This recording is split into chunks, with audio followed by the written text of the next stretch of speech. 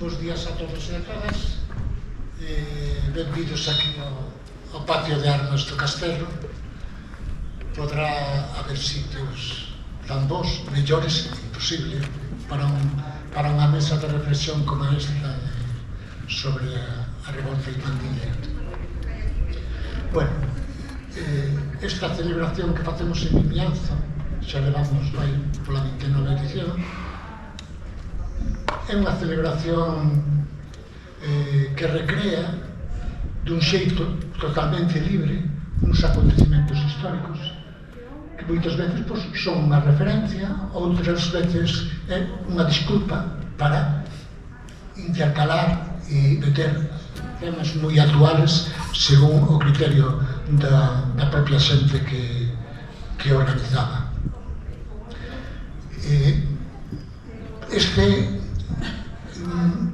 O asalto, de todas formas, ainda que era unha recreación totalmente libre, desde logo procurouse sempre que houvese oportunidades de acercarnos un pouco con maior rigor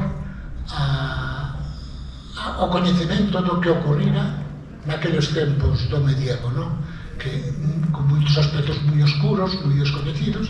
Entonces, habitualmente, botamos man nalgúnas das edicións, fixemos así unha especie de mesas de reflexión sobre o que acontecera naqueles momentos. Curiosamente, a primeira mesa de reflexión, que xa Anselmo non recorda moito, pero foi o primeiro invitado, nós cando faláramos de buscar a quen, está Vicente aquí, dice, pois chamamos Anselmo e tal, porque estas son cousas xa maiores e tal.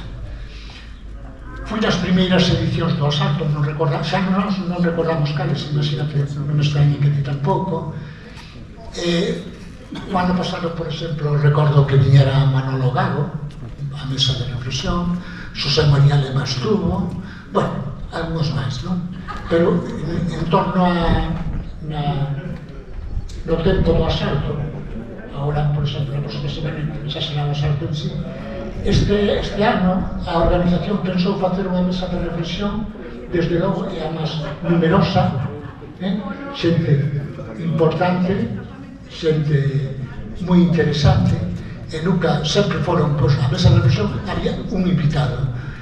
Este ano invitamos a 3 persoas, que brevemente vos vou presentar agora. En primeiro lugar, falaría Anselmo López Carreira. Bueno, que decir de Anselmo, bueno, licenciado en Xeografía e Historia, doutor en Historia, profesor de ensino medio en varios institutos de Galicia. Desde logo, o seu campo de actuación fundamental de investigación foi o mundo medieval no reino medieval de Galiza, evidentemente a revolta irmandiña, e claro, bueno, non é, como son moi breve, non me vou a estender en absoluto, pero é un referente dentro de os investigadores da historia de Galicia, un referente, e ten un magisterio recoñecido por todo o mundo.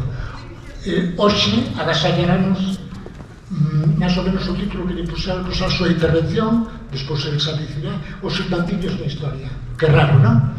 Os irmandiños da historia. A continuación, falaría Carmen Blanco Sanjunjo.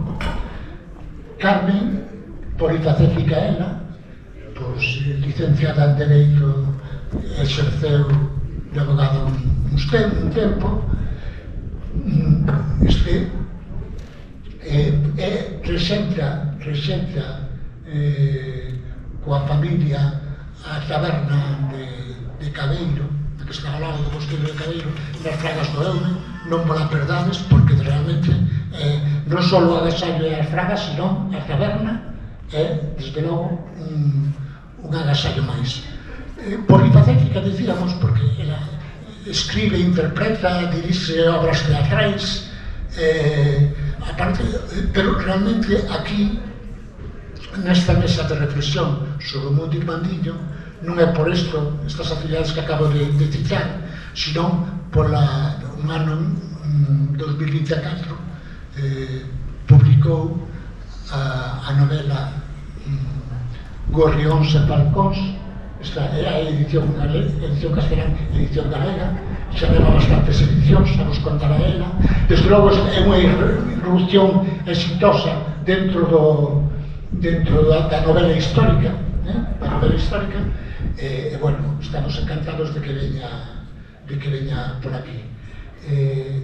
Más ou menos o título da súa intervención, despois decidirás ti, sería a literatura como medio divulgador da historia. Dándonos conta, ela, temos contado noutras intervencións, o traballo de documentación e os anos que leva, porque moitas veces se pensa que a novela histórica é novelar e novelar. Non, hai detrás moita documentación, xa nos contará, apuntará ela un pouco. E para pechar o acto, o terceiro invitado é Miguel García Fernández, tamén historiador, especialista na Idade Media e Idade Moderna. Prácticamente toda a súa investigación está vinculada á universidade, aos departamentos de medieval e moderna. Está agora nos últimos anos a súa actividade investigadora está vinculada ao Instituto Padre Sarmiento de Estudos Galegos e máis elementos, non? Dentro da súa investigación hai un tema moi importante que é relacionado as mulleres medievales, en concreto para esta intervención pusemos como título As Moscoso e Vimianzo, o poder feminino na Idade Media. Estes son títulos que máis ou menos pensamos nós, pero bueno, eles son libres. Non me estendería máis porque os protagonistas son eles, porque se estaría aquí falando 4 horas dos seus currículos e se trata de que sean protagonistas eles. Benvidos e empezades logo, vale? Agora, pois, bo día, moitas grazas por esta invitación, esta segunda invitación que se me fai.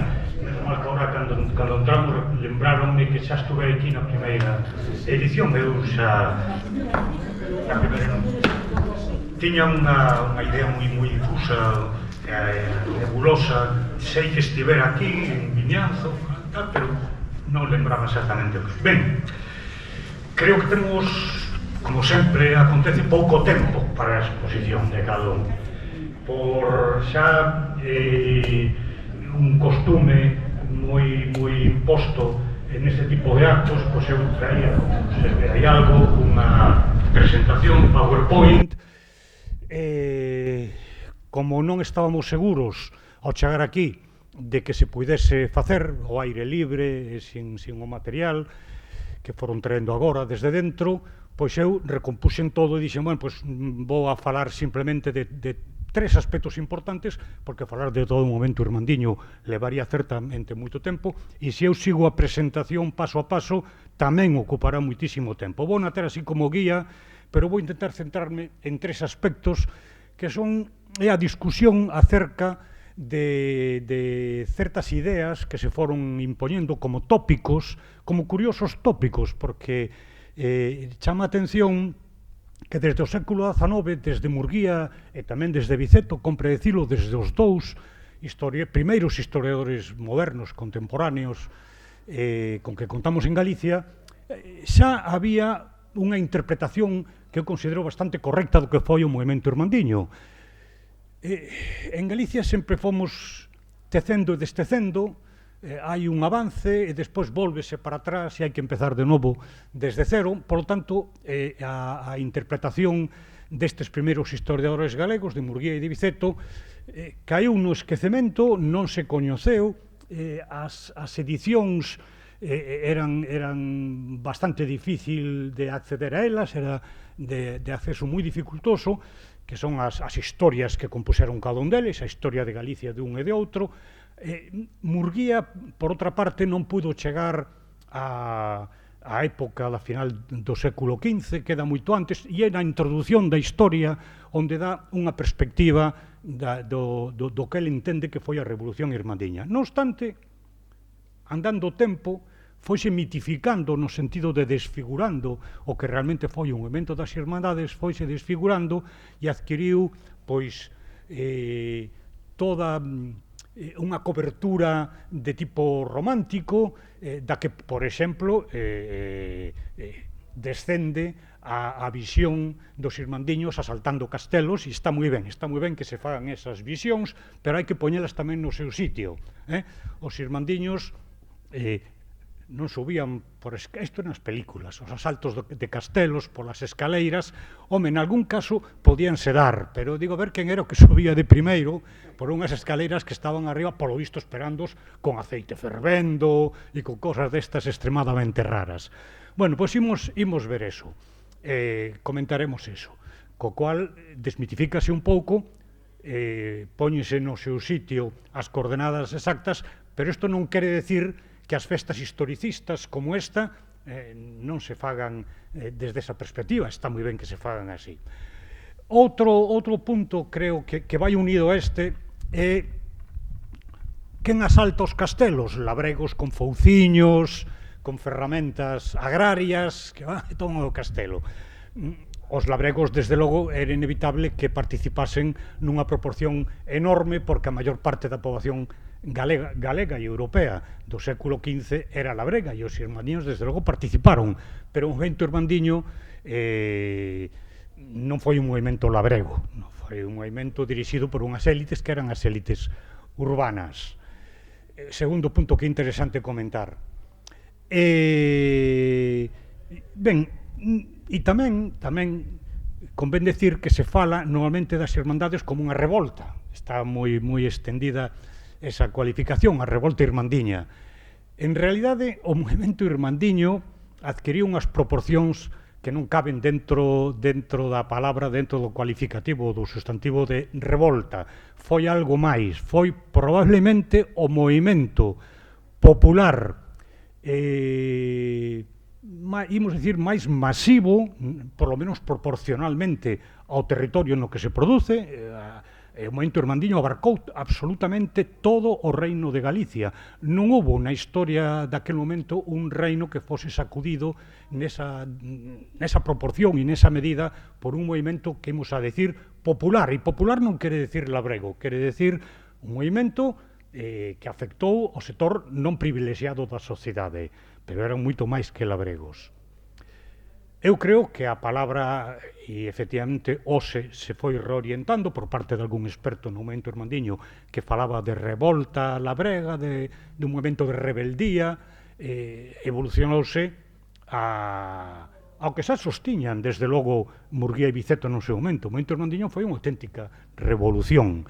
E foi unha revolución non porque se producisen asaltos descontrolados, violentos, de castelos, porque se masacrase os enemigos, porque houvese unha convulsión violentísima, senón polo contido das irmandades, polo contido social de transformación que tiveron as irmandades, aínda que isto fose, finalmente, en grau de frustración, tamén hai que dicilo. As irmandades, desde logo, non triunfaron, fracasaron. É importante dicir isto, porque supoñer que hubo un triunfo irmandiño, saberemos que enfocar o movimento das irmandades desde fora da realidade galega que había naquele momento, e se enfoca desde unha situación de crise política que afectou a coroa de Castela, que veñen a resolver os reis católicos, pero non se pode decir que porque os reis católicos finalmente tamén tirasen os castelos, que eso era cumplir os obxectivos dos irmandiños. Os reis católicos os seus obxectivos eran totalmente antagónicos dos que propuñan as irmandades. Ben, vou facer, como teño finalmente aquí a presentación, vou ir seguindo dunha maneira rápida, parando a comentar únicamente aqueles aspectos que, desde estes tres enfoques que eu acabo de facer, me parecen interesantes. O primeiro é, supoño que aquí incidirán no mesmo, polo que vin nalgúna conversa, intercambios que tuvemos hai un momento, na escaseza das fontes, non? A pesar da dimensión das irmandades, as fontes son, polo menos, as fontes coetáneas, que sempre son as que nos lle damos máis valor. Que documentos hai da época exacta dos irmandiños? Bueno, hai uns cuantos documentos que, ademais, a maior parte agrúpanse nun arquivo, ou en dous arquivos, sobre todo nun, que é o Arquivo Histórico Provincial de Ourense, por diversas circunstancias que non veñen a conto, e despois hai documentos que van aparecendo por aquí, por alá, e que, por sorte, aínda van aparecendo, o cual quere decir que é de esperar, confiemos que no futuro aparezan máis. A única crónica, e que unha crónica que non é crónica das irmandades, é crónica de outra cousa, pero inclúe aí porque o está vivindo. É isto que temos aquí. Rui Vázquez é un clérigo de Santiago que quere facer a historia das igrexas de Iria Santiago. Como se sabe, teño a igrexa de Iria é a inicial e tivo continuidade na de Santiago. Ten o mesmo percorrido histórico. E ele está vivindo neses momentos, escribe no ano 1468, e no ano 1468 estamos no momento álxido da Irmandade, no momento álxido do movimento. E ele xa escribe isto, comenta isto. Neste encomedio, o sea, nese tempo, no ano 1468, máis ou menos, levantouse toda a terra con a Santa Irmandade. Dá xa unha idea da magnitude do movimento. Outros autores o van a repetir un poquinho despois, pero xa tempo unhas cuantas décadas despois da finalización do momento. Por exemplo, temos a Vasco da Ponte, vamos a chamar crónica o que ten, que non é exactamente, unha crónica na que repite casi literalmente o que dixo Rui Vázquez, porque na obra esa que tal, di, neste tempo levantouse a Irmandade, tamén, o sea, nos dan polo menos a cronoloxía exacta. E un autor de fora de Galicia, vasco concretamente, nos di as irmandades de todo o reino, bueno, está escrita en castelán, as irmandades de todo o reino de Galicia. A imaxe do asalto e derrocamento de fortalezas. Os autores falan exactamente do derrocamento das fortalezas. Non hai dúbida que os castelos todos, castelos, torres, catedrais, que eran auténticas fortalezas tamén naquel tempo, foron ocupadas. As catedrais non foron derruídas, non foron derrocadas, pero prácticamente todos os castelos, todas as casas fortes e torres que había en Galicia, sí que foron derrocadas polas irmandades. Este mero dato tamén se pode sumar a demostración da magnitude do movimento. Canta xente se tivo que mobilizar. Hai unha cifra tópica que son 80.000. Hai quen di que poderon ser máis. Efectivamente, algún cálculo nos daría máis. Porque, por exemplo, algunha testemunha que viviu naquela época e o expón moito despois, como 60 ou 70 anos despois. 60 ou 70 anos despois das Irmandades, houve un preito que hoxe, aínda que non é coetáneo, sí que é quizáis o máis valioso que temos sobre as Irmandades. Hai un preto entre dous arzobispos, un que marcha, Fonseca, e outro que chega a Santiago, Tavera. E o que chega atópase con que o arzobispado está feito unha ruína, que todos os castelos, todos os grandes edificios están derrocados, e entón pídelle contas a Fonseca. E a ver, isto aquí hai que valorar os danos, e a ti, bueno. E entón vanse chamando moitas testemunhas no pleito, que van contando, pois eu sí, é un señor de 90 anos que vivía naquela época e di tal, outros son xente moi maior que están contando o que pasou, e todos coinciden, todos os castelos dos que van falando foron derrocados. Entón, deso non hai dúbida, deso non hai desmitificación posible. O que sí debemos matizar moito é como se derrocaban os castelos. Polo xeral, por regla xeral, non foron asaltados. Asaltados en canto a batalla. Non houbo defensores desde dentro dos castelos que estuvesen impedindo que os irmandiños os ocupasen. Os irmandiños, a Irmandade vai a constituir, vai ser unha institución legal que conta co permiso real e incluso ca orden real de que se constitúa a Irmandade. Isto non é unha novedade, viño acontecendo durante, polo menos, toda a baixa Idade Media. A Irmandade Galega de 1467 non foi a primeira nin a única, senón que hai toda unha cadea de irmandades. En momentos determinados, o rei di, constitúase unha irmandade para manter o orden público por aquí e por alá. O fan os reis, sobre todo, cando están inmersos nun proceso de guerra civil, de que hai unha sublevación contra eles. Entón lle di a todas as cidades. Son as cidades as que organizan as irmandades, por regla xeral. Por regla xeral son as cidades. E entón lle di, bueno, constituíde unha irmandade, e esa irmandade ten pleno poder executivo e judicial. É dicir, os delincuentes que colla van a ser procesados de maneira sumaria, sin apelación, e a irmandade conta con todo o poder que en momentos de normalidade lle corresponderían a outros organismos da coroa. Son un organismo legal. O que fai a Irmandade é dirixirse aos castelos e ordenar que se lle entreguen. Porque o rei di que os castelos teñen que ser entregados á Irmandade. Por qué? Porque todos esos castelos son de nobres rebeldes contra o rei. Están en guerra civil contra o rei. Entón, diríxense ao castelo. Normalmente, os castelos se lle entregan. Primeiro, porque se un nobre non o entrega, convírtese en rebelde contra o rei. Entón, a guerra civil non está resolta no ano 1467. En 1467 é cando se ocupan todos os castelos de Galicia. A guerra civil está indecisa, entón os nobres din, bueno, pois se o rei o manda, imos entregar. De acordo? Outro motivo da entrega é que a irmandade é masiva. É masiva. Son miles e miles de irmandiños.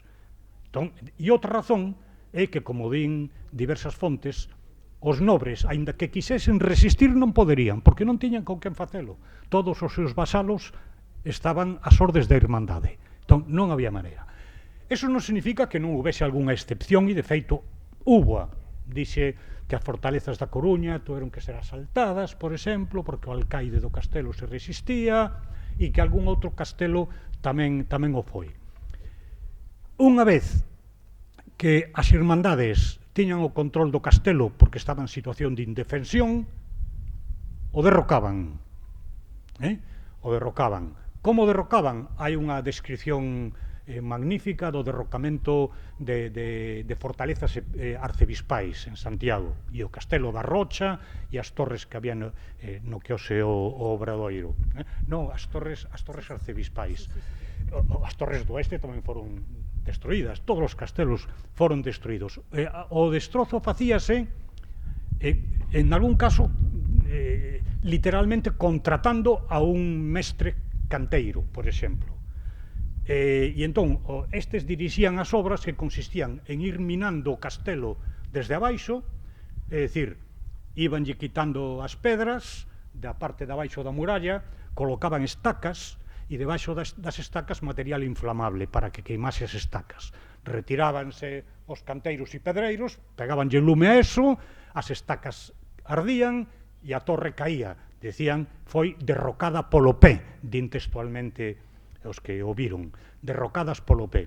Eso podía completarse con un traballo previo, que era literalmente, e no pleno sentido da palabra, o bombardeo do castelo. O bombardeo era que con bombardas, efectivamente, lle disparaban grandes proxectís, que son os bolaños, que, por exemplo, quedan á vista, bueno, en varios lugares, están á vista algún en Allariz, están á vista na Rocha de Santiago, e en varios lugares se gardan eses proxectís. Estes proxectís lanzados contra a muralla iban a debilitando, e ás veces xa non era nin necesario minar a fortaleza, sino que xa as propias bombas o tiraban. Tiraban o castelo e punto, e acabouse.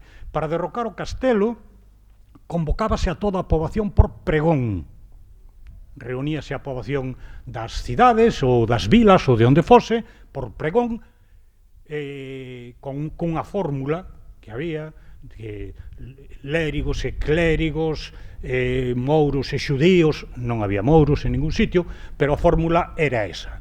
É dicir, que toda a poboación tiña que ir, e ameazábase con penas a quen non acudise, a quen se negase, porque eso era orden que proviña do rei, da máis alta magistratura do poder. E así derrocábanse os castelos. Efectivamente, por lo tanto, os castelos foron derrocados, pero salvo caso excepcional, non foron asaltados violentamente. En canto a participación labrega, xa digo que sí, que tuveron que participar, e se 80.000 parece unha cifra, é hipotética por un motivo, porque é un señor que testifica no pleito famoso e el di que eran 80.000, pero non tiña medios para saber se en toda Galicia se xuntaran 80.000. El debeu escoitar que eran moitos. Algún di que se escolleu un alcalde de irmandade. As irmandades tiñan tres cargos, digamos, tres funcionarios, que eran, sobre todo, o alcalde, que sería o primeiro, os deputados, e logo os cuadrilleiros, que sería a policía, era a xente armada da irmandade, os cuadrilleiros. Hai alguén que di que se elexía un alcalde por cada freguesía de Galicia, por cada parroquia. Bueno, pois contando as parroquias de Galicia, que deben ser cerca de 3.000, e outro nos di que cada alcalde tiña baixo os ordes a 100 irmandiños.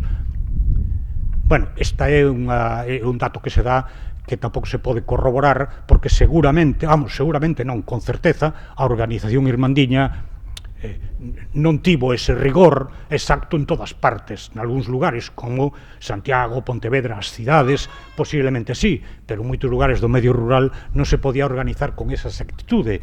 Se facemos un cálculo e decimos cerca de 2.000 e pico parroquias en Galicia, cerca de 3.000, un alcalde en cada unha, 3.000 alcaldes.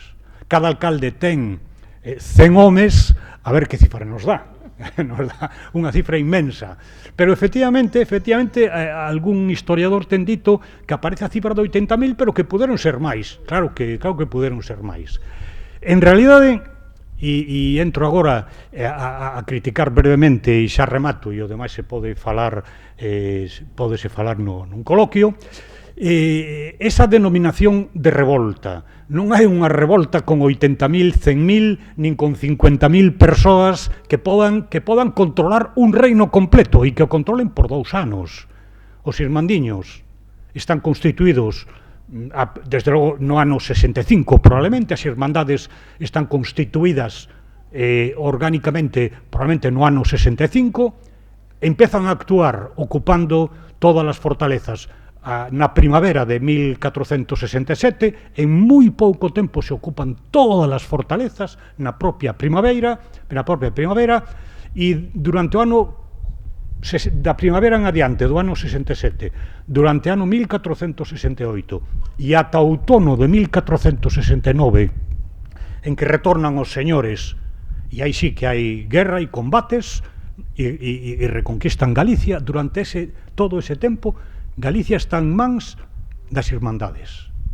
Non hai casos semellantes este tipo na historia de Europa naquel momento. Outros movimentos foron máis locais,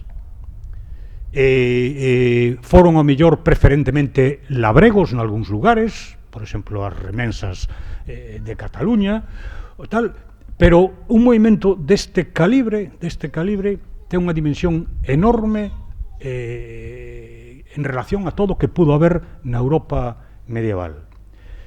Que é o que pretendían realmente os irmandiños? O movimento estaba comandado desde os concellos. Hai unha paridade e unha coincidencia enorme entre os concellos e as irmandades, ata o punto de que os cargos máis destacados das irmandades eran ao mesmo tempo cargos que existían nos concellos. A pretensión dos concellos era, por unha parte, apoiar o rei. Apoiando o rei, opúñanse a nobreza, que era quen estaba contra o rei nese momento.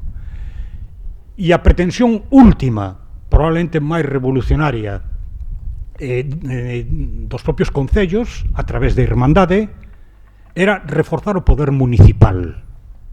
O poder municipal. É dicir, establecer un tipo de organización política en Galicia que, en vez de estar supeditada ao señorío, estuvese exercida desde os órganos que naquel momento podíamos poñerlle, entrecomillados, se quere, o carácter de democráticos, no sentido de que non era un poder feudal, un poder señorial. Eu creo que eso é o que lle dá ese carácter revolucionario, frustrado finalmente, ás irmandades, e non porque houve movimentos máis violentos por toda Europa. Por toda Europa houve levantamentos que eran máis violentos que as irmandades, pero que non tiñan unha potencialidade transformadora da sociedade como tivo este movimento en Galicia. Bueno, como xa ocupei máis tempo do debido, deixo e podemos tratar outras cuestións posteriormente.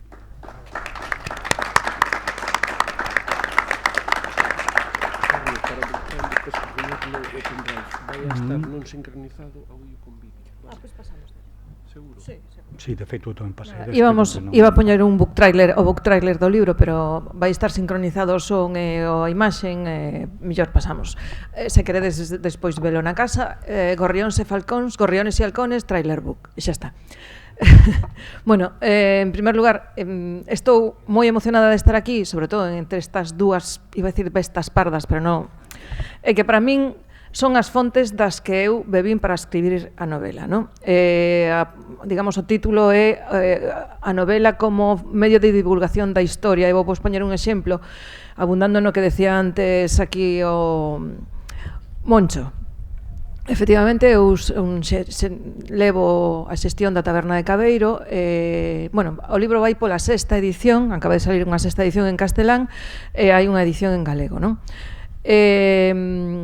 E me di o meu editor que máis ou menos a mitade dos exemplares se vende fora de Galicia. E eso, como diría o noso rei, me chena de orgullo e satisfacción, non? É dicir, que me parece moi emocionante que a historia de Galicia se venda fora e que interese fora, porque creo que hai unha débeda histórica ca divulgación da nosa historia, non? Vos vou poñer un exemplo. O ano pasado, estando na taberna en agosto, en pleno efervescencia, todo cheo de xente, pois, imaginadevos tamén a escritora de éxito servindo bocatas polas mesas pa aquí, pa lá, vamos, facendo como o meu medio, a miña forma de vida é esa de momento, non? Vivir da literatura é casi unha quimera. Pero, bueno, aí estaba eu, corre que te correrás, nun mes de agosto, a tope de xente, e cando unhos rapaces nunha mesa, nunha esquiniña, me sacan o libro, viñan de Cataluña, e me decían, perdón, eres Carmen Blanco? E yo, sí, soy Carmen Blanco, pero cos bocatas para arriba e para baixo, non? E nada, que vimos de Barcelona co libro facendo a ruta dos castelos. Estaban visitando os castelos que se mencionan no libro, que son prácticamente todos, dende o de Portada, que é o castelo de Pambre, pasando por Rochaforte, en fin, o Baroso, que xa non existe, en Betanzos, Castelo de Andrade, o Torreón. Estaban facendo unha ruta e, claro, nese momento, pois, como non pararme, deixar a bocata e firmarlles o libro, que cada vez que me pasou o meu fillo véndome por ali, me decía, pero que faz, non? É que teño que firmarlles. E iso é unha das grandes satisfaccións que eu como novelista podo conseguir. Que a xente, que sobre todo xente de fora, e xente de aquí, que moitas veces se achegan e me din, pero isto a mitade o inventaches, non? Eu tardei 5 anos en escribir este libro, tanto os libros de Anselmo como os teus, os de Miguel, foron fontes para min. Moitas das cousas que eu escribín están baseadas nos feitos que eles relatan, non? A ver, son novelista, non? Hasta onde chega a imaginación, o sea, hasta onde chega a documentación, me ciño a documentación, pero como ben decía Anselmo, hai un vacío inmenso. Hai un vacío inmenso que non queda máis remedio que encher ca imaginación, non? Pero como tarefa divulgadora da literatura, creo que a literatura galega ten unha débeda histórica ca historia de Galicia, e non só ca historia dos irmandiños, non? Pero concretamente ca historia irmandiña sí, porque, por exemplo, este primer libro remata cando se celebra a xunta de Melide, en 1467. Pero que vas a Melide e intentas averiguar onde foi a Xunta, e non hai o máis mínimo dato. Eu me vou a lanzar, a aventurar, e agora no segundo libro que vai salir en outubro, tiven que recurrir á imaginación máis que nunca. Se no primeiro, un 80% dos feitos que relato están documentados, no segundo, o 80% é imaginación pura e dura, porque non teño nin idea de onde foi a Xunta de Melide, pero me lanzo a decir, pois tivo que ser aquí, porque se xuntou moitísima xente, porque se xuntaron, se undín máis de 42 varas de poder, que as varas de poder eran os símbolos do poder que os correxidores reais, correxídeme se me equivoco, que os correxidores reais daban aos alcaldes irmandiños conforme un xeito de legitimalos, non? De decir que obraban por vontade do rei, non? Entón, ali se xuntaron máis de 42 varas de poder, que se temos en conta eso dos 100, cada alcalde arrastraba 100 cuadrilleiros, non? Non, 100 irmandiños, e cada cuadrilleiro, bueno, en fin, que aí tuvo que xuntarse moitísima xente. Non se sabe onde. Tivo que haber algún tipo de acta de hermandade. Había unha constitución, bueno, máis que constitución eran 10 capítulos, os 10 capítulos da hermandade, dos que só se conservan 2, non? O de... Sí, estaban feitos a imaxen de semellanza dos capítulos de Fuensalida e os de Medina de Encampo, non? Entón, miro para aquí porque... Claro, eu non son historiadora, eu son unha apaixonada da historia. A miña paixón naceu gracias ás novelas. E que novelas? Novelas históricas. Sino El Egipcio, Guerra y Paz, El nombre de la rosa. Novelas que están todas... Yo Claudia, de Robert Graves. Non sei se me quedan moitas, non? Pero esas, por exemplo, marcaron... Non é que me queira comparar ni moitísimo menos, non? Pero sí que me marcaron a línea que eu quero seguir, que dentro do rigor histórico estiven 5 anos para escribir este libro, porque eu, como profana, non tiña... Estiven reunindo material e indo aos sitios, non? E descubrí un patrimonio tanto histórico como arquitectónico, para min, polo menos, completamente descoñecido, porque hai unha riqueza no noso país que está todavía por descubrir. Estivemos durante 5 anos visitando non só monasterio, castelos, que moitos, por suposto, algúns quedan, non? Pambre, por exemplo, o castelo de Pambre, que aí cometí un error histórico, porque, polo visto, hai un instituto de estudios ulloanos que nos invitaron a facer a presentación aí, xa me dixo, o presidente me dixo, cometiches un error. Nada máis. Pois, maravilla, non? As murallas do castelo non estaban na época irmandiña. As fixo Sancho Sánchez de Ulloa, que era irmá unha das protagonistas de Maior de Ulloa. As fixo despois, transcurridos 20 anos, non? Cando falei co meu editor, dixen, bueno, é un error histórico que podemos asumir, non? O sea, estas murallas non existen. Non existían na época do castelo, non? E como eso, un montón de cousas máis que, cando iba escribindo, de repente iba investigando, e a veces o que atopaba me obrigaba a reescribir o que xa tiña escrito, non? Pois, por exemplo, ca data da morte do conde de Trastámara, de Pedro Álvarez Osorio, porque esa é outra, aquí todos se chamaban igual. O sea, é o pesadelo dunha escritora. Teño 2 Pedro Álvarez Osorio, un conde de Trastámara e outro conde de Lemos, loitando entre eles. Imagínate para escribir e que non se confundan vamos, Alonso Fonseca, mira, Alonso, o sea, o nombre era o nombre de moda, Alonso. De feito, hai un personaxe que me dá pena non meter, pero que non me cabían máis Alonso, xa, que é o Alonso, o fillo do conde de Lemos, que morreu no mosteiro de Samos. Bueno, pois ese home xa sinto moito, pero non podo meter máis Alonsos, porque teño Alonso Fonseca I, Alonso Fonseca II, Alonso Fonseca III, bueno, na terceiro, non? Pero neste libro aparecen os dous, tanto Alonso Fonseca I como o segundo, non? É unha cousa que me chama moito a atención cando vou por aí e fago presentacións, é que a xente alucina de que estos Alonsos, o sea, que este Alonso Fonseca sea o pai do famoso Alonso da canción Triste sola se queda Fonseca, e que o dito que se foi de Sevilla perdeu a silla, veña destos Fonseca.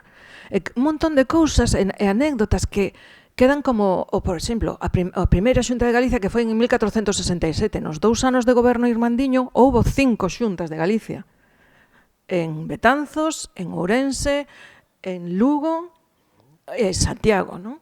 A de Santa Susana se podería calificar de xunta. Sí, falan, os testemunhas do preto falan da xunta de Santa Susana na Alameda, sí.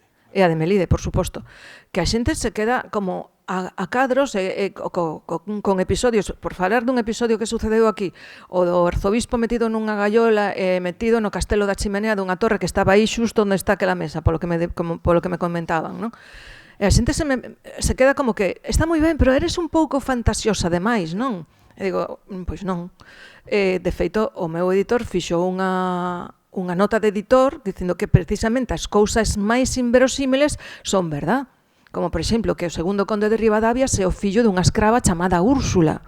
E me decían algún, bueno, é que eso non queda moi verosímil, é mellor que digas que era fillo de unha criada. Digo eu, pero que está referenciada na relación de bens do condado de Ribadavia, hai referenciadas 2 escravas, unha delas chamada Úrsula, e resulta que era a nai do segundo conde de Ribadavia. Eu que lle vou facer? Cambiar os datos, non vamos a que a historia non nos estropee unha boa ficción, non? Pois é que é así. Hai cousas que son tan increíbles que restan verosimilitude, pero que son verdad. E polo demais, creo que a nosa historia en concreto, esta etapa, supera con moito a ficción máis descabellada, non? E ás veces, de feito, o meu editor di, pero suaviza un pouco este tema, porque a xente non o vai creer, non? Entón, claro, non o vai creer, pero é que eu rexeito ese tipo de cousas. Se sucederon así, non? Hai outras que me teño que inventar, obviamente. Hai misterios, como que ti non sei se me poderá... A mellor me vou aproveitar e todo. Porque todo isto empezou con Maior de Ulloa, unha nobre, a filla do Castelo de Pambre, que rexeitou, e ademais está a documentación, ela foi capaz de anular ante os tribunais o compromiso matrimonial que a súa familia dictaminara para ela, acordara para ela para poder casarse con quen quería, que era nin máis nin menos que Diego de Lemos, un dos líderes irmandiños, non? Entón aí hai un misterio porque ela foi dotada para casarse no ano 60 con Diego, o sea, se rexeitou o compromiso, se foi dotada para casarse con Diego no 62, pero sin embargo non se casaron hasta o 71, que nesa época é unha vida inteira, non? E pasou a revolta polo medio. A ver, pos cara de que ti sabes algo. No. Poñemos o micro, non sei se se escoita. É certo que na Idade Media hai 2 tempos do matrimonio. Un é casado con palabras de futuro, que moitas veces hai o pacto matrimonial, e adoitan pasar varios anos, porque é certo que temos o tópico de que tamén as mulleres medievais aos 12 anos casaban e xa de repente pois tiñan fillos, etc. Non é de todo certo, nin incluso na realeza, porque moitas veces esperabas. Incluso hai varios casos de mulleres da realeza no que din os propios reis, de momento non che envío porque aínda, claro, non ten a regra, etc. Entonces, os tempos moitas veces son duplos e por eso hai que esperar entre que pactar xa hai os acordos incluso de dote e pois que se fai efectivo o matrimonio. Entón, habería que examinar o caso e sobre todo faltan fontes moitas veces para saber estas intimidades. Exactamente. Bueno, eu como aí estou ca miña cabeciña, pois me meto en todas as alcobas e eu xa resolvín todos os problemas, non sabes? Pero bueno, intento ceñirme aos datos que teño, pero por suposto é un exercicio de imaginación bastante considerable, non?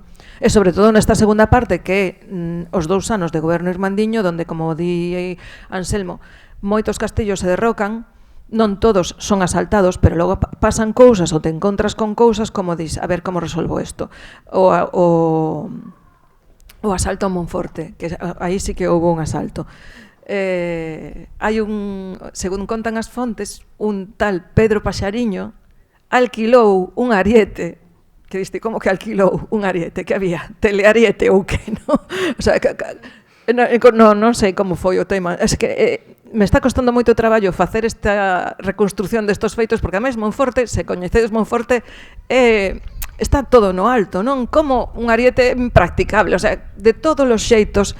A única referencia é que hai un ariete que se alquila a un tal Alonso de Soto e diste, bueno, pois terei que utilizar o ariete, pero para meter o ariete ali como fixeron, o sea, porque se hai algunha fortaleza inexpugnable con un ariete, para min é Monforte, porque ademais na porta que queda, que na bueno, quedan varias, non? Pero queda a porta de Alcazaba que ten como unha rampa que dis ti, pero como metes aí un ariete? Como metes aí un ariete? Bueno, pois é o único dato que teño.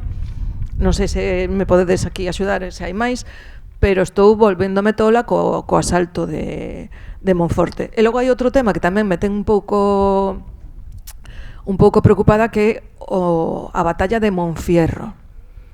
Que Monfierro, eu pensaba que era a batalla de Monforte, pero non é a batalla de Monforte. A batalla de Monfierro se supón que o conde de Lemos matou a 400 irmandiños e despois tivo que fuxir, non? Que eso tamén queda como moi fake news, porque as crónicas dos cronistas desa época, por exemplo, Vasco da Ponte, atopas con multitud de cousas que non son exactas, porque eso de que Alonso de Lanzós morreu colgado das almenas do castelo de Andrade non é certo. Morreu 10 anos despois en Coruña, na casa dun comerciante chamado Juan de Dios, e morreu da enfermedade. Entón, claro, tes que collelo todo un pouco con pinzas, porque está todo inventado, as fakes xa existían antes, non? Bueno, non sei se despois abrimos debate, pero pola miña banda sí que quero reivindicar o papel da literatura como medio de divulgación da historia, coas súas luces e coas sombras.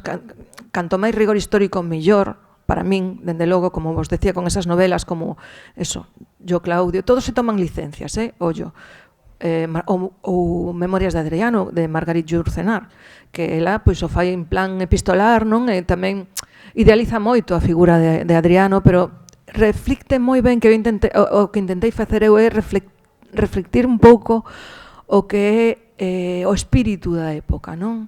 Como pode ser a mentalidade, porque, ollo, a mentalidade nosa non ten nada que ver ca mentalidade daquela época. Cando lees o expeditiva que era a xustiza irmandiña, se pasa un pouco dun extremo a outro, porque de repente un vizcaíno que lle rouba unha merluza, unha pescada, a unha señora, acaba saeteado, atado a un árbol que había xusto enfrente a Santo Domingo do Bonaval. Entonces, claro, son cousas que dende o noso punto de vista dis, ala, que bestias, pero por outro lado hai que ter en conta a inseguridade as injusticias que se estaban a vivir, os latrocinios o atropellos que se estaban a vivir por culpa das loitas señoreais, non? E pola miña banda xa.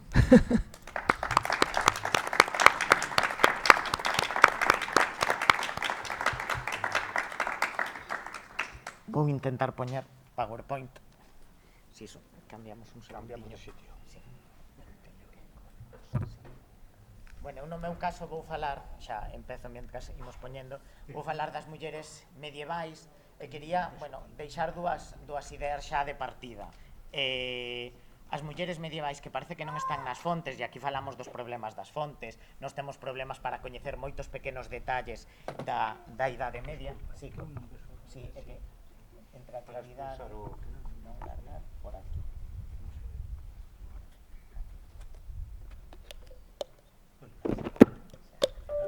É que coa claridade non sei de feito se veredes algo. Sí, vedes a...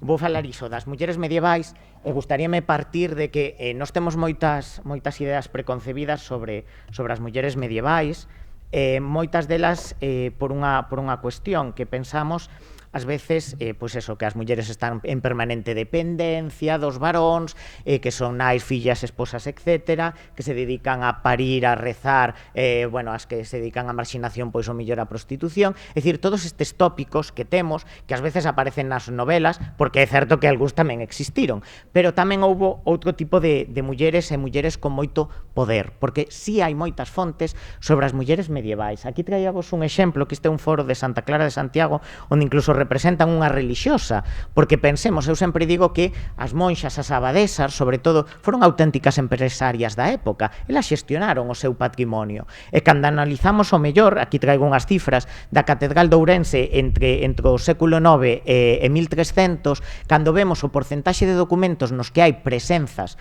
de mulleres, vemos que no 59% deses documentos están referenciadas mulleres, e no 92% dise 59% as mulleres están facendo cousas porque as mulleres tamén facían cousas, participación xurídica, que isto que me parece máis importante, é dicir, as mulleres participan en doazóns de bens, sinal de que son propietarias, e poden ser as donantes solas ou xunto aos varóns da familia, compramentas, os testamentos. Eu comecei as miñas investigacións cos testamentos, pouco me importa que sexa un notario que escriba, quen manda escribir ese testamento é a muller, e quen organiza o patrimonio é a muller porque é un patrimonio seu. Entonces, hai que rachar un pouco con todas estas ideas de que as mulleres na Idade Media están pechadas nas torres dos seus castelos. É dicir, hai máis alá desa visión, porque as mulleres tiveron ademais moitas veces poder por eses patrimonios. Hai mulleres tenentes, outra cousa que tiveran despois homes os seus cargos, pero o poder para ter a tenencia dese territorio ou desa fortaleza, hai mulleres, son menos, evidentemente, non lle podemos pedir a Idade Media unha igualdade que aínda non se conseguiu hoxe, sexamos un pouco realista, nin sequera na ficción.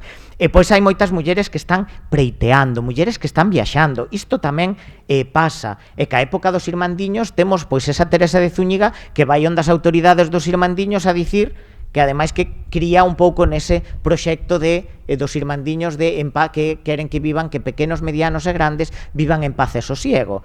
Bueno, evidentemente, dona Teresa interesaba, e lo que quería era que atacasen os outros, non? Ou as abadesas de Bóveda, por exemplo, en Ourense, tamén van ante as autoridades irmandiñas, cousa que é interesante, porque son mulleres con poder, con intereses propios. Nese caso, Teresa de Zúñiga está xestionando o patrimonio e a titora dese fillo da escrava, que teñen un vínculo maravilloso, que é tal, e van ante as autoridades que recoñecen a autoridade dos irmandiños para ir reclamar. Pensemos neste tipo de cuestións. Ou aquí traio un documento da que vai ser a protagonista dos seguintes minutos, Xoana de Castro. Xoana de Castro está vinculadísima ao castelo de Vimianzo, e aquí o meu obxectivo, traía moita cousa para falar, porque podo me enrollar moito, teño diapositivas que dá gusto, pero o que me interesaría hoxe é traervos aquí un documento, en principio, que está inédito, un protocolo notarial, onde nos sitúa a dona Xoana de Castro en Vimianzo, no castelo de Vimianzo, exercendo o poder en numerosas actuacións xurídicas, para que vexamos ese aspecto. Dona Xoana non só foi relevante en Compostela, etc. Non, dona Xoana foi relevante e exerceu o poder desde aquí, desde Vimianzo. Aquí temos un documento, está asinado pola propia Xoana de Castro. Hai un parecido do seu fillo, de Bernalians de Moscoso, pero temos outro asinado por ela mesma, neste caso, vale? Redacto notario, pero ela asina. É xestión económica, vale? A cobranza de impostos. Bueno, sobre isto das mulleres en Galicia xa se avanzou moito nos últimos tempos, aínda que ás veces non se integrou nin na educación secundaria nin na divulgación histórica. Este é o gran déficit. Pero libros habelos hainos, igual que mulleres nas fontes habelas hainas. Traio aquí, paso rápido, por non ocupar demasiado espazo. Situámonos no castelo de Vimianzo, vos coñecedelo mellor que a min. Temos escudos aí a entrada. Claro, temos este escudo, evidentemente, esa cabeza de lobo dos Moscoso. É verdad que nos últimos tempos Eduardo Pardo de Guevara insinúa si poden ser armas parlantes, entón os Moscoso originariamente podería ser a cabeza dun oso. É verdad que, tal e como temos na maioría das representacións, o lobo parece claro, pero bueno, esta é unha hipótese. E temos os rois dos Castro, que están por aquí tamén. Ademais, dos 6, non dos 13, xa estamos noutra etapa deses Castro. E incluso temos outro escudo onde non só temos a cabeza cortada, posiblemente coas pingas de sangue aí colgadas, os rois dos Castro, e despois tamén temos aquí unhas caldeiras, vale? Que isto reflíctenos de onde proceden esas armas. É verdade que non sabemos ben quen as puxo aí, pode ser un fillo de Xoana de Castro e Rodrigo de Moscoso, pero é Xoana de Castro a que xustifica que estén esas armas aquí, que veñen evidentemente polos Castro, a súa liñaxe, o seu pai, e a súa nai, que son as caldeiras dos Lara e Guzmán, vale? Sobre, bueno, o castelo de Vimianzo hai unha bibliografía, já hai unha serie de fontes que moitas xa coñecerán, evidentemente, se xa estivo aquí Lema, pois evidentemente supoño que xa vos falaría moito desto. É verdad que a historia da sucesión de liñaxes que teñen o poder sobre o castelo entre finais do 14 e inicios do 15 é un pouco un lío monumental entre que os Mariño lles propian as propiedades, despois veñen os Sarmiento que se fan con elas, pero hai tamén unha compravenda o arzobispo de Santiago. Bueno, estes son os asuntos de familia e esas xenealoxías que ás veces son liosísimos. Por eso, na propia obra de Carmen, evidentemente acompáñanos cuns máis que necesarias árbores xenealóxicas, porque senón ás veces perdémonos. E ca homonimia, cantar Xoanas de Castro hai na nosa historia, desde a soterrada en Santiago, raíña por un día, e de Pedro I a nosa, que non sabemos onde está o sepulcro, non?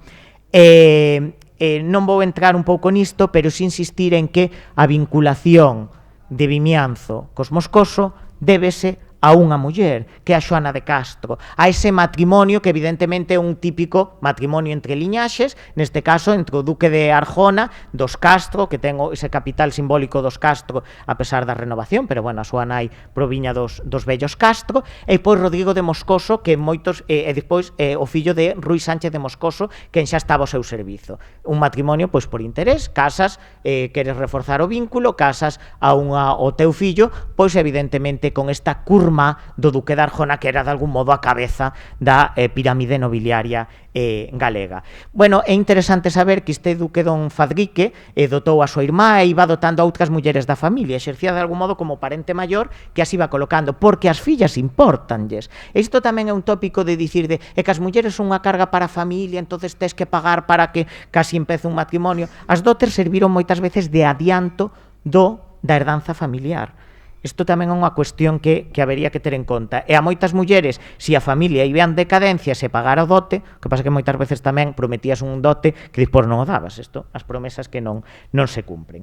Hai ese matrimonio, non vou poñer aquí as xenealoxías, nin outras aventuras, pero que está demostrado de algún modo que hai varios documentos, moitos deles perdidos, pero en inventarios de documentación, no que hai unha dotación que incluye Vimianzo. É aí como entra a pertencernos Moscoso, porque Xoana de Castro, dotada por o duque don Fadrique, leva esta propiedade que estaba en mans do duque de Arjona.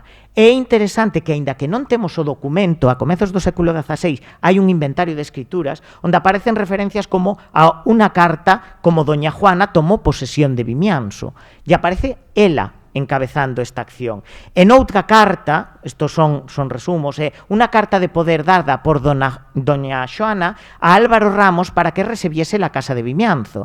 As mulleres están tomando posesión de todas estas propiedades. Son elas as que outorgan os documentos porque elas lles pertence. Depois tamén hai outro que nos di, e tamén toma posesión, don Rodrigo de Moscoso tomou posesión de Vimianzo por doña Xoana. É dicir, recoñécese que veñen, gracias a ela, a legitimación da posesión de todo isto. Por lo tanto, este castelo, que hoxe vemos eses Moscoso ligados Moscoso, ven por vía feminina. E dona Xoana foi alguén fundamental na casa de Moscoso. Non solamente é porque, evidentemente, curmado duque de Arjona, senón que ese Vasco da Ponte, que xa o citamos anteriormente nas dúas intervencións, a pesar desa distancia cronolóxica, sí que hai memoria de que Rui de Moscoso casou con doña Juana de Castro, danose de San Lázaro, é dicir, sería leproso, ese Rodrigo de Moscoso, e Rui Sánchez, é dicir, o pai deste, o sogro de doña Xoana, e dona Juana, regían e gobernaban. Aquí hai un recoñecemento explícito, e tendo en conta que as fontes medievais e os cronistas adoitan pensar, sobre todo en masculino, aquí non é posible ocultar que dona Xoana é a que está exercendo. Co seu sogro, posiblemente porque o marido está enfermo, exerce o poder, ela xestiona. E isto non é só un cronista. As fontes documentais, por eso poñía antes o documento que era un documento de tipo económico, de xestión de patrimonio, é que vemos que dona Xoana está aí exercendo poder antes incluso de quedar viúva, porque evidentemente, se eres viúva, evidentemente tes monises, eres poderosa económicamente, o estado de viuvez na Idade Media pois tamén era un espazo de liberdade para moitas mulleres. Por lo tanto, todas estas nobres que enviuvaron pronto, pois tiñan máis posibilidades de proxectarse. E se ademais tiñan fillos menores e exercían a tutoría, moito mellor, vale? Entonces, esas mulleres teñen que exercer ese poder. E é interesante dicir como cando morren Dona Xoana e o seu marido, sí que se nos di, aínda que aquí hai erros históricos de Vasco da Ponte, que todos os fillos de algún modo gobernaban a casa, que había un parente maior que sería Bernal Leanes de Moscoso, pero que todos tiñan a súa parte. E aí aparece unha filla que é Dona Inés, que morreu antes que a nai, xa sabémolo, pero si hai outra, Dona Urraca de Moscoso, que estaba casada cun distes líderes irmandiños, con Pedro Álvarez Osorio, vale? E é como, esta muller tamén tivo un poder fundamental, e ademais, cando queda viúva, ela vai encabezar numerosas actuacións xurídicas. É boa herdeira da súa nai, en realidad. O que vos quería traer hoxe é para demostrar que este castelo é espazo no que non só estivo, senón que actuou Dona Xoana, é un protocolo notarial que o original non o dou localizado, pero teño por sorte fotocopias, que como bendita fotocopia, que é un protocolo notarial de Vasco Gómez Varela, un home que acompaña a Dona Xoana e a Rodrigo de Moscoso en moitos actos aquí en Vimianzo, que ten outras escrituras sobre xente relacionada con Vimianzo e que incluso despois os acompaña tamén a Santiago de Compostela. Aínda que di que é notario público del rei, tamén parece exercer o propio notario que tamén está presente no testamento de Dona Xoana nos anos 60. É que o seu protocolo notarial danos documentos de 1448 a 1455. Gracias a él, por exemplo, coñecemos aínda máis algúns dos casteleiros que estiveron aquí, os representantes dos Moscoso neste castelo, como este García de Carril, que aparece como tal en 1448, un Martín Romeu de Lamas ou un Lopo de Lex, vale? Estes aparecen documentos sobre eles que son casteleiros exercendo o poder desde aquí. E poño algúns exemplos, actuacións que está facendo Dona Xoana, individualmente ou co seu marido, pero que me importa poucas veces porque é como isto pasa nos os historiadores de fixo unha compraventa co marido e é como, bueno, pois parece que resumimos en o marido fixo, pero que este a muller presente implica que ten responsabilidade xurídica. Eu nisto sempre insisto, non se citan as mulleres por citar, afecta aos dous membros da parella. Por exemplo, fai desde aquí acordos. En 1448, dísenos a fonte, fixeron compromiso Dona Xoana de Castro, muller de Rodrigo de Moscoso, de unha parte, e Xoán Vieites de Regoelle. Dona Xoana ainda está casada, pero é ela que actúa. De algún modo, veremos moitas actuacións naquela se reivindica como actúo porque estou exercendo o señorío de Vimianzo. Hai esa memoria de que eso sí forma parte do seu dote. Recordemos que moitas viúvas o que facían, cando lles morría o marido, era quero xestionar o meu dote. Isto sí que me pertence a min. Outra cousa é que en vida do marido, moitas veces o marido exerza tamén ou xestione iso. Tamén era unha cuestión práctica, pensemos un pouco iso. Se os maridos se proxectan máis nos espacios públicos, pois mira, encárgate tú de xestionar, pero lexítima propietaria de todo iso son as mulleres. E chega un acordo con este home. Que tipo de cuestións lles preocupan? Pois neste caso era un negocio sobre dúas casas telladas. Non pensemos que eran unhas grandes cuestións. Había dúas casas telladas e hai que partir. Dona Xoana queda cunha destas casas e o outro home queda con outra. Vale? E ademais é como Dona Xoana ademais deberalle pagar o outro home unha serie de melloras que fixeran esas propiedades. Preocúpase por ese tipo de cousas, por coñecer e reclamar o patrimonio que lle corresponde.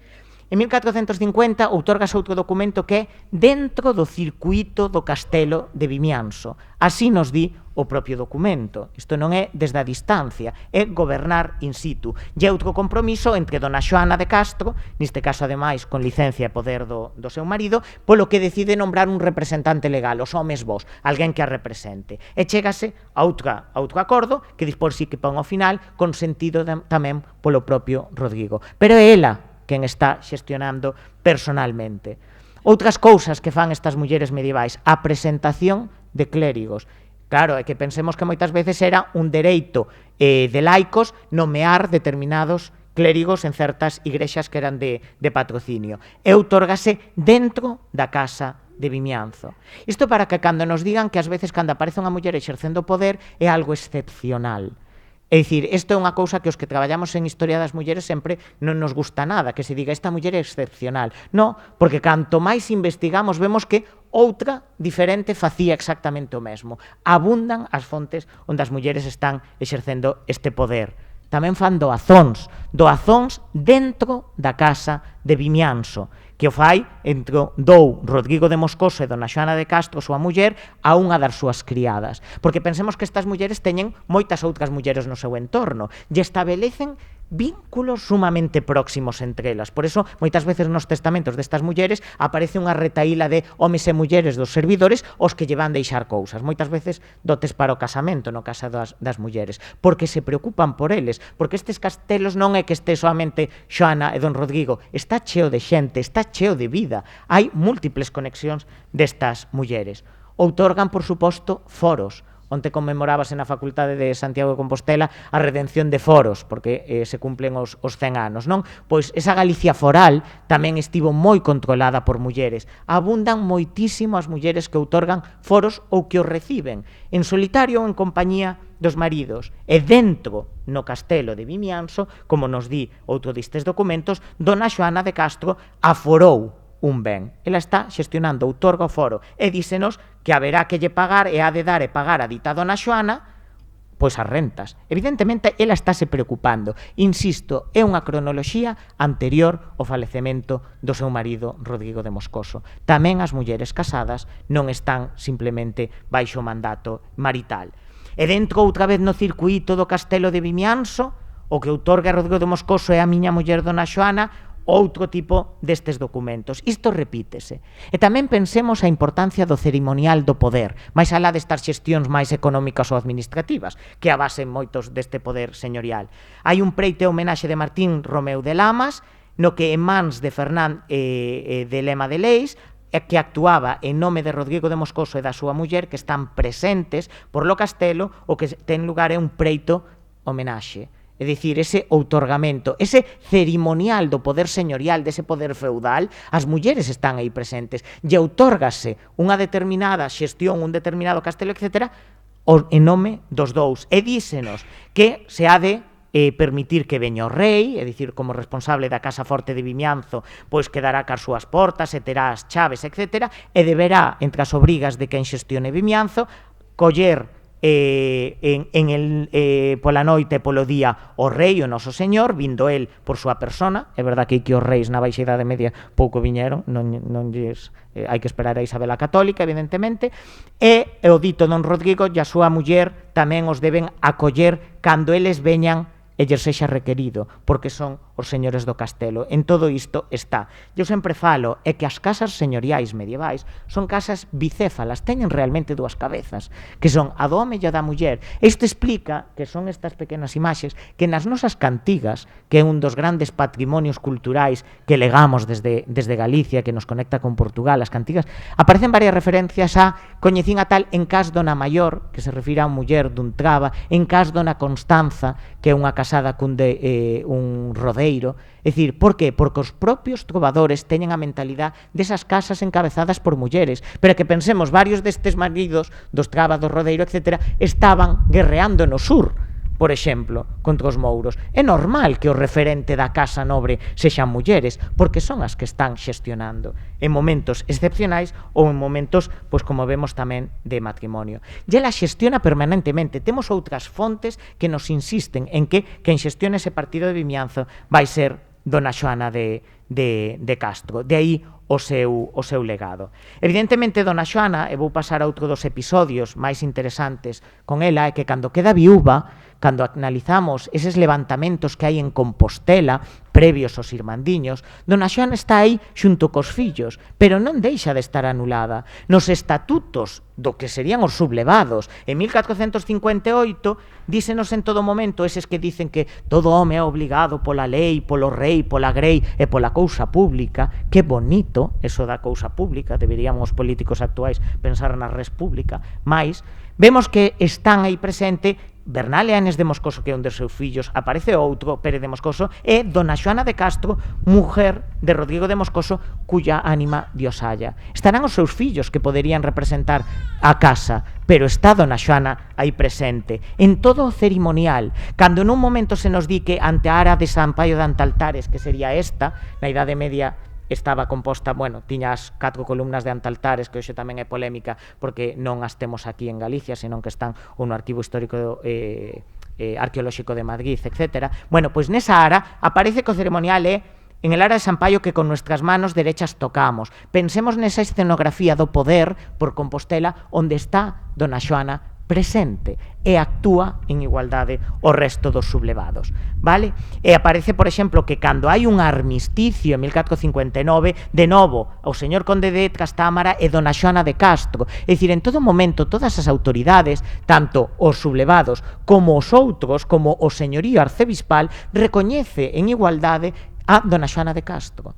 Polo tanto, as mulleres están nas fontes e están porque son importantes e están actuando. Poderíamos citar moitos casos. É interesante ver que, sin embargo, cando se nos fala destes episodios nas crónicas globais, na cronística, por exemplo, a veces de Enrique IV, aí sí que desaparece. O mellor aparece Bernal Yáñez de Moscoso, pero non se sitúa a Xoana. Hai unha perda da memoria feminina por un androcentrismo do tipo de fontes crónicas, esquécense das mulleres, pero a documentación notarial, a máis achegada aos feitos, aí nos dice que está sempre. E de feito, en 1459, Bernal Yáñez de Moscoso que lle outorga, aquí hai un fragmento, un poder a súa nai para que se poida igualar no seu nome co arzobispo. É dicir, é o fillo que recoñece a nai a que ten que negociar cos outro bando. É dicir, que maior exercicio ou recoñecemento do poder das mulleres para actuar.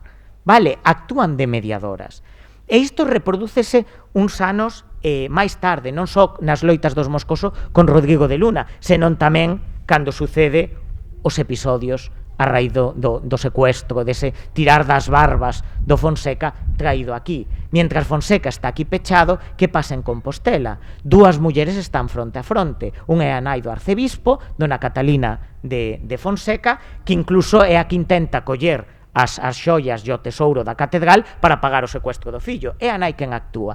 E viña falando antes no coche, viñamos falando este caso, falase moitas veces Dona Catalina e o irmán do arcebispo Luís, pero que sabemos que polo viaxe duns peregrinos que visitaron a catedral e que lle teñen que pedir permiso á mai do arcebispo para entrar á catedral porque ela estaba ali pechada, sabemos que o irmán do arcebispo ten uns 8 anos, entón é como, quen estaba exercendo o poder? É que é Catalina. Por moito que este irmán do arcebispo, un neno de 8 anos, non é o que dialoga, evidentemente, cos rebeldes. E a documentación, insisto, a que se conserva no arquivo da Catedral de Santiago, recoñece yo Dona Catalina de Fonseca, é a que está actuando en todo o momento e recoñece que non podía acceder ás rentas que colle o tesouro, etc. Isto está na nosa documentación. Incluso nas actas da Catedral de Santiago dice que por mandado de Dona Catalina de Fonseca e do seu fillo Lois de Acevedo e dos seus facedores, dentro no Cabildo de Santiago foron presos algúns dos beneficiarios da propia catedral. É dicir, eles controlan o bando, están, pensemos iso.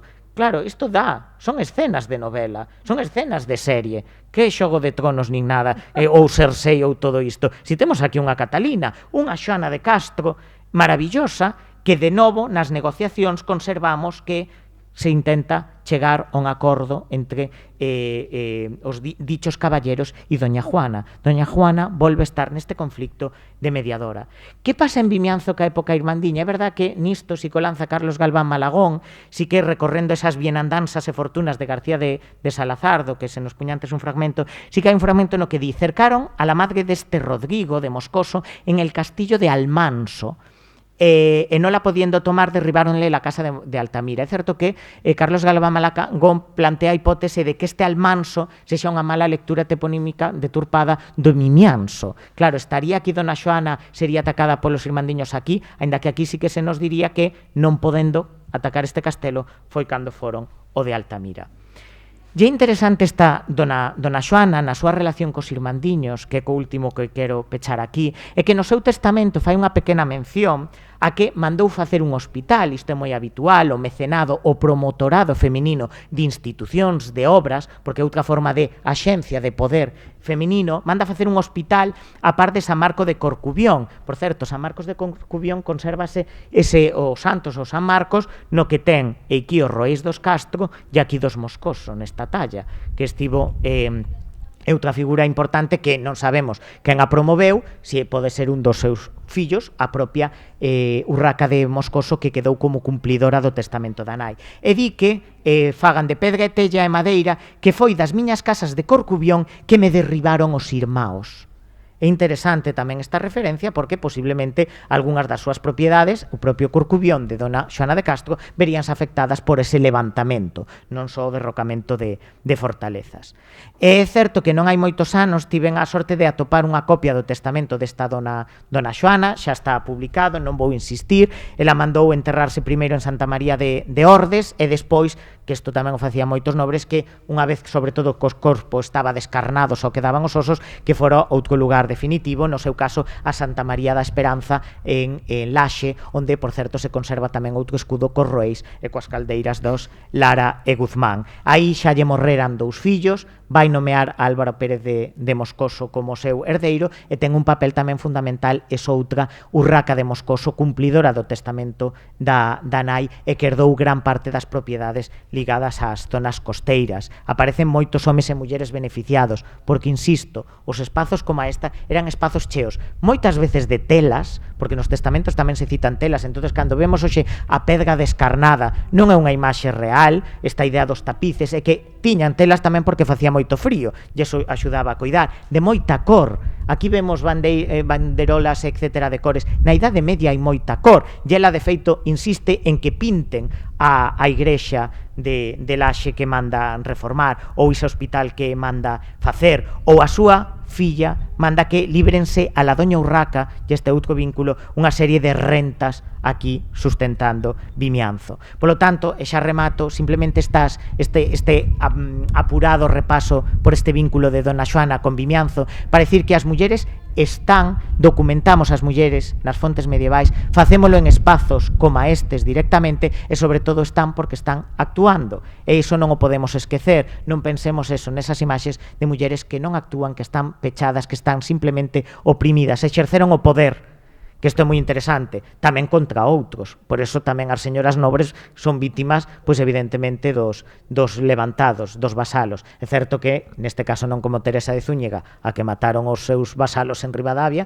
que as descripcións sobre a morte son estupendas como escena cinematográfica, é verdad, pero dona Xoana non sabemos ben o seu final, é certo que debeu morrer pouco despois de facer o testamento, pero é unha destas mulleres que temos percorrendo diferentes espazos de Galicia e, sobre todo, mulleres exercendo o poder tamén desde Vimianzo. Graciñas.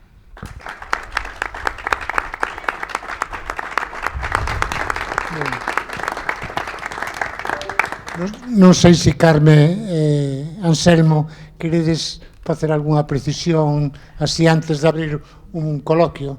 Non, eu simplemente decir que é verdad, unha das grandes sorpresas que me atopei a hora de investigar é o protagonismo das mulleres da época, non só as Moscoso, senón temos, por exemplo, o caso de María de Montaos, a muller de Alonso de Lanzós, que defendeu ela sola, bueno, frente da guarnición, o castelo de Mesía, que tamén vos invito a coñecer, está nun estado ruinoso, pero é unha maravilla, estaba no pleno camino de Santiago, e según contan as crónicas, resistiron 2 meses e se comeron hasta os coiros das alfombras, o sea que esa imaxen que decías ti de muller esperando nunha torre a ser rescatada é moi lonxana a realidade, non? Anselmo, ti tes algo? Bueno, recordamos que despois ao final a organización pois agasállanos con un pequeno aperitivo ao final. Todo aquel que queira facer algunhas preguntas, eu recomendo ser o máis breve posible, tanto nas preguntas como nas respostas, porque así cabe que se podan facer bastantes, vale? Hai alguén? Sí, Vicente. Sí. Anselmo, citastes, falase do rei, falase do reino de Galicia, que a... Bueno, digo Anselmo porque citou el, que a Revolución Irmandiña foi simplemente para en Galicia, falase de concellos, falas de... Podes indicar ese contexto? Quen é o rei? Que significa o reino de Galicia nese momento? Brevemente, así. Brevemente, o reino de Galicia nese momento, pois, é xa, desde o punto de vista territorial, a Galicia, prácticamente a Galicia de hoxe. Estaría máis dubidoso o que ocurre co territorio do Bierzo, porque pertencía aos condes de Lemos. Non, pero ven sendo coincide prácticamente co espazo físico da Galicia actual, ese sería o reino de Galicia. Moitas veces cando falamos do reino, a xente, a primeira pregunta que se fai, pero ese foi realmente reino. Como tal denominación teórica, vai ser reino ata 1833-34 que se fai a división provincial. Eso non quere dicir que fose un territorio independente, pero sí que tiña a categoría do reino. Ben, eso por unha parte. O tema das cidades, por exemplo, como é... O rei neses momentos é Enrique IV. Enrique IV é un rei que vai se ver atacado pola nobreza prácticamente desde o mesmo momento en que sube ao poder, en 1454. Xa desde ese momento vai estar sufrindo conspiracións porque, bueno, isto daría para falar demasiado. Digamos que a nobreza neses momentos, como consecuencia xeral e telón de fondo que é a crise baixo medieval, é un período de crise que se abre no século XIV, digamos, para que nos fagamos unha idea visual, o aspecto que máis chama a atención da crise é a peste negra famosa, non? Pero ten outros moitos aspectos de tipo militar, a Guerra dos 100 anos, de tipo social, tal. É unha época moi confusa e moi convulsa tamén. Entón a nobreza está intentando recuperar toda unha serie de poderes señoreais que a evolución do tempo lle fora facendo perder. Probablemente está moi enfrontada tamén entre ela. E entón esta nobreza non acepta as pautas políticas que marca Enrique IV e se produce unha sublevación. E esa sublevación convírtese en guerra civil a partir de 1465 prácticamente. E o que pretende a nobreza é derrocar a Enrique IV, para eso monta unha especie de farsa teatral nas portas de Ávila, que se chama Farsa de Ávila, en que montan un cadalso, unha especie de escenario, colocan ali a figura, un moneco do rei e o destronan. E non só destronan, senón que algún dos nobres presentes enfádase moito e lle corta a cabeza cunha espada o moneco e o tira polo chan. Bueno, pasou a historia como Farsa de Ávila. E poñen de rei a un irmán del, a un medio irmán, que era un infante chamado Afonso, que era moi novo, era un neno aínda, o poñen de rei, o nomean de rei. Por eso algunha testemunha do preito Tavera Fonseca, que falábamos, de unha época en que había dos reis en Castela, para non mollarse, se apoia un ou apoian a outro, había dous reis. Este rapaz morre pronto, e entón eso obriga a un pacto da nobreza con Enrique IV. E ese pacto que fai a nobreza con Enrique IV desactiva a Irmandade tamén, porque a Irmandade estaba actuando na Guerra Civil, estaba actuando en favor de Enrique IV, pero Enrique IV acaba pactando cos nobres porque está derrotado en Castela, só ten forza en Galicia, e só ten forza porque as Irmandades controlan Galicia. Non sei se hai algo máis. Primeiro, a miña noraboa, agradecemento aos tres ponentes e a quen organizou este acto, porque se ve que o rigor histórico, ademais de ser unha fonte de honestidade, é tamén unha fonte de creatividade, porque, como decían Carmen e Miguel, a realidade supera a ficción, e é interesantísimo descubrir isto. E logo unha pregunta, pouco cara a don Anselmo, o que admiro, pero en relación co que se decía das fontes, que é o núcleo da historia e tal, e que hai moi poucas fontes sobre o movimento irmandiño, sí que Carmen apuntou unhas que creo que están o mellor, non sei, igual me equivoco, minus valoradas, que son as dos capítulos das Irmandades de Castela, os que os irmandiños de Galicia acudían para coordinarse e tal. E digo, porque neses capítulos, que están ben recollidos, insistes en dúas cousas que creo que non se teñen dito moito, que o carácter religioso de xustiza religiosa na Santa Irmandade, e o carácter de que non buscaban un cambio de sistema, sino que trataban de correxir os malos usos e a violencia do sistema actual. Es decir, non era tanto, por eso que decía vostede da polémica entre revolta e revolución, non era tanto, non buscaban nos capítulos que se conservan un cambio de sistema, senón unha corrección dos abusos, da violencia, do tal, todo iso. Sí, as Irmandades, repito, eran unha institución recollida no ordenamento político daquel momento.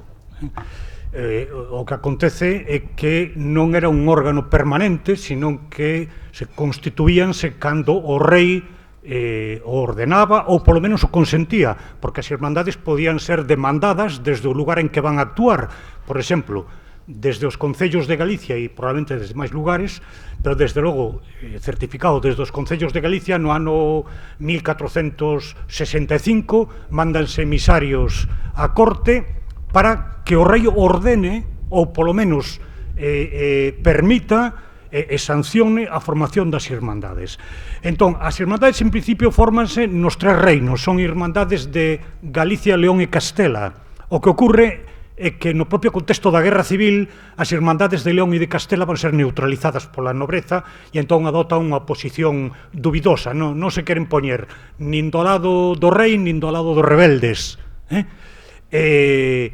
Por certo, cos rebeldes, cando lles morra o señor ese que o neno o que queren poñer de rei, no pacto con Enrique IV, como xa non teñen candidato en eses momentos, van a propoñer a irmá do infante Afonso, que é medio irmá do rei Enrique IV tamén. Bueno, probablemente estas cuestións xenealóxicas sexan un lío, pero propoñen a que vai ser Isabel a Católica, é dicir, que cando morra Enrique IV, o rei será a raíña, será Isabel.